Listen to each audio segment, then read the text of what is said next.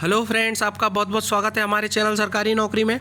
जैसा कि आप स्क्रीन पर देख पा रहे हैं, इंडियन कॉन्स्टिट्यूशन जो अपना भारत का संविधान है, इसके अंतर्गत भाग 4 जो कि नीति निर्देशक तत्वों को समझाता है, वर्णित करता है, जिसके अंतर्गत अनुच्छेद 36 से लेकर 51 तक आते हैं और 51 के हमारे मौलिक कर्तव्यों को बताता है। उसमें हम आज अनुच्छेद 45, 46 और 47, 45, 46 और 47 के बारे में इस वीडियो में हम देखेंगे, इसलिए वीडियो के अंत तक जरूर बने रहें। इससे पहले के जितने भी अनुच्छेद हैं उनको यदि आप देखना चाहते हैं, समझना चाहते हैं, पढ़ना चाहते हैं, नोट्स बनाना चाहते हैं, डिस्क्रिप्शन में प्लेलिस्ट बना के और आर्टिकल की लाइन बना के मैंने उनकी सबकी लिंक दी है, आप वहाँ से जाके उनको अच्छे से पढ़ सकते हैं। तो चलो भाइयों, बात करें अनुच्छेद 45, 46 और 47 की। तो उससे पहले एक बार जो चैनल पे नए भाई जरूर सब्सक्राइब कर लो और बेल आइकन भी दबा लो, जिससे वीडियो की टाइम टू टाइम आपको नोटिफिकेशन पहुंचती रहे। तो बात करें 45 की, 46 की और 47 की। तो मैंने पहले बताया कि राज्य के नीति निर्देशक तत्वों पे अपना अधिकार जमाना ये किसी पब्लिक के लिए ज़रूरी नहीं है, कोई राज्य सरकार इसके लिए बाध्य भी नहीं है। राज्य सरकार की इच्छा करेगी तो वो नियम लगा सकती है, वरना नहीं भी लगा सकती। इसके लिए आप सुप्रीम कोर्ट नहीं जा सकते। तो अनुच्छेद 45 हमसे क्या कहता है कि 6 वर्ष से कम आयु के बालकों के लिए प्रारंभिक बाल व्यवस्था, देखरेख और शिक्षा का उपबंध कराना। ठीक है ना, समझना। राज्य सभी बालकों के लिए 6 वर्ष की आयु पूरी करने तक प्रारंभिक बाल व्यवस्था, देखरेख और शिक्षा देने के लिए उपबंध कराने का प्रयास करेगी। इंपॉर्टेंट है, समझना ध्यान से। आपने पढ़ा होगा अनुच्छेद 21 के, ठीक है ना, अनुच्छेद 21 के, जिसके अंतर्गत अपने मूल अधिकार है। और मूल अधिकार का मतलब ये होता है कि हर किसी को हक है। राजनीति निर्देशक तत्वों पे हक नहीं होता, लेकिन मूल अधिकार पे ये होता है कि हर व्यक्ति को इसका हक है। तो उसमें 86वां संविधान संशोधन करके 2002 में 21 के में इस चीज़ को मूल अधिकार बना दिया अब तो, ठीक है ना। लेकिन पहले क्या था, जब संविधान बनाया था तो संविधान बनाते टाइम अपने देश की अर्थव्यवस्था इतनी अच्छी नहीं थी कि सबको फ्री शिक्षा प्रोवाइड करा दी जाए, ठीक है ना। 6 से 14 साल के जितने भी बच्चे हैं या 6 से कम के जितने भी बच्चे हैं उनको शिक्षा दे दी जाए।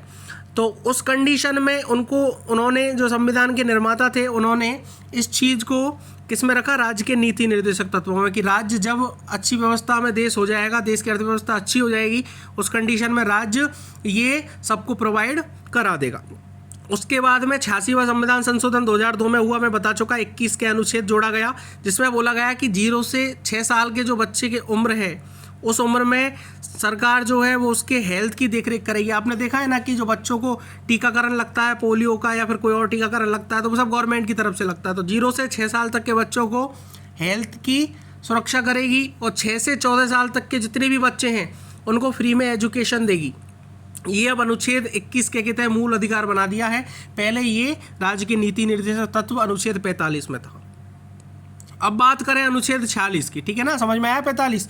अब 46 में देखें तो अनुसूचित जातियों, अनुसूचित जनजातियों और अन्य दुर्बल वर्गों के शिक्षा और अर्थ संबंधी हितों की अभिवृद्धि।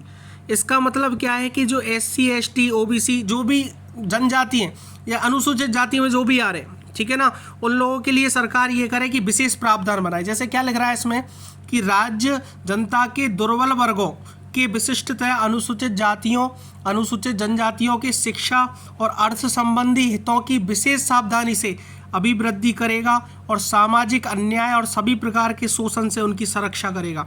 एक्चुअली होता क्या है कि जो कोई भी इलाका है तो वहाँ किसी चीज़ की मेजोरिटी भी होती है तो किसी चीज़ की माइनॉरिटी भी होती है, ठीक है ना।